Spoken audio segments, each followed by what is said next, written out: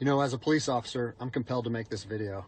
I've been in law enforcement for 10 years, and I'm speaking to my peers, other fellow officers, people in any kind of law enforcement position. I've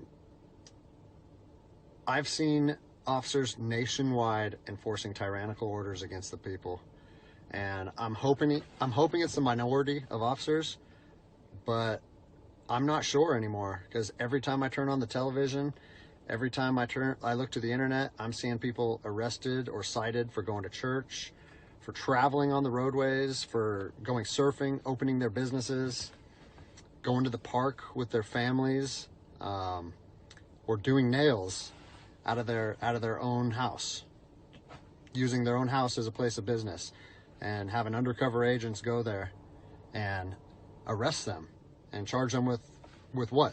With a crime? I don't know what crime people are committing by doing nails in their own house, but we're seeing this more and more and more, and we need to start looking at ourselves as officers and thinking, is what I'm doing right? Now, I want to remind you that regardless of where you stand on the coronavirus, we don't have the authority to do those things to people just because a mayor or a governor tells you otherwise. I don't care if it's your sergeant or your chief of police. We don't get to violate people's constitutional rights because somebody in our chain of command tells us otherwise. It's not how this country works. Those are de facto arrests. You know, we're violating people's rights and taking money from them, or even worse, arresting them and depriving them of their freedom when they are exercising their constitutional rights. So let's talk about that. Let's read something right here off of the Declaration of Independence. All men are created equal. Among these, we have the right to life, liberty, and the pursuit of happiness. That to secure these rights, governments are instituted among men, deriving their power from the consent of the governed, meaning our power and any government official's power is derived from the people. Okay? We don't hold power over our citizens. It's contradictory to everything that our country stands for. And this is what I'm seeing. First Amendment rights, telling people they can't go to church, freedom of religion. Okay? Telling people they can't protest, freedom of assembly. Fourth Amendment violations, illegal traffic stops to check for papers. What are you, the Gestapo? Is this 1930s Nazi Germany? You don't get to stop people unless you have reasonable suspicion or probable cause that they have committed a crime. And I know people that have personally been stopped saying, we want to see papers showing that you're essential. David 2, copy a phone call. That is not how our job works, okay?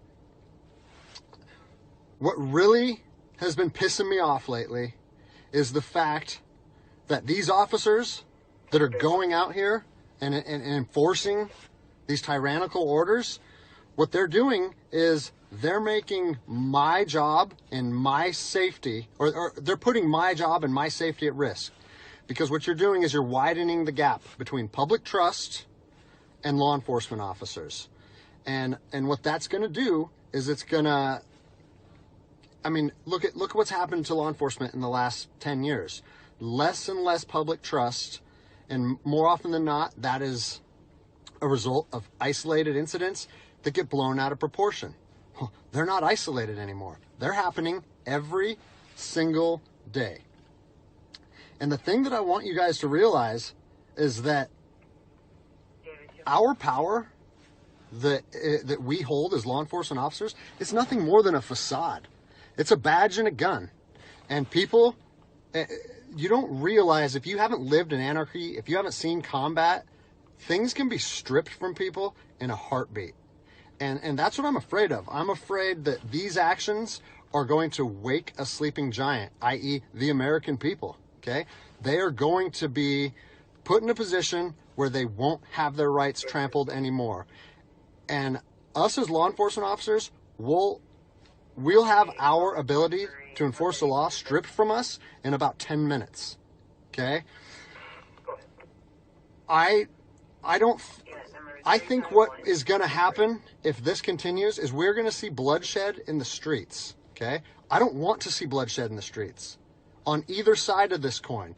I don't want to see fellow officers get injured or killed, and I certainly don't want to see citizens get injured or killed. And I promise you, most of you out there doing these tyrannical acts against our citizens, you're not ready for combat. You're not mentally or physically ready for combat in the first place. I promise you, you don't want to go through that, and I hope I never have to go through that again.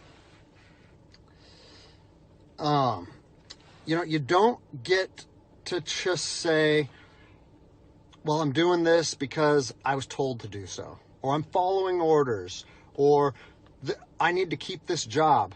Guess what? I need to keep this job more than anybody. I have 3 young children. I have 2 houses. I have the same sob story that the rest of you guys have. But my personal choices and my living arrangements, no matter what they are, don't allow me to trample on people's rights. And I don't understand why that concept is so hard for people to understand. Listen, you need to stand up for what's right. You need to, if you're part of a department or an agency that is asking people or asking their officers or their deputies to impose on people's rights and infringe on their freedoms, you need to step up and say, no, that's not me. That's not what I signed up for, and that's going against my oath. And if that costs you your job, so be it. At least you'll be able to look at yourself in the mirror at night. I've already expressed this to my department. And luckily for me, I come from a department that I feel like my chain of command shares my view, but I don't care what department you're part of or what your chain of command thinks. You don't get to trample on people's liberty. And so, as a special operations veteran, I've fought on the streets of Iraq under the U.S. government's guise of freedom. And I'm telling you what, the American people are going to you are going to wake a sleeping giant, and they are going to fight 10 times harder for their freedom on their soil than anything you've ever seen before. And if that's something you're willing to face, then keep trampling on people's rights. But I promise you, the American spirit of defiance is going to rise again, and it's going to be a big problem for our country. So I'll leave you with this, something that I learned as an E-nothing in the Army.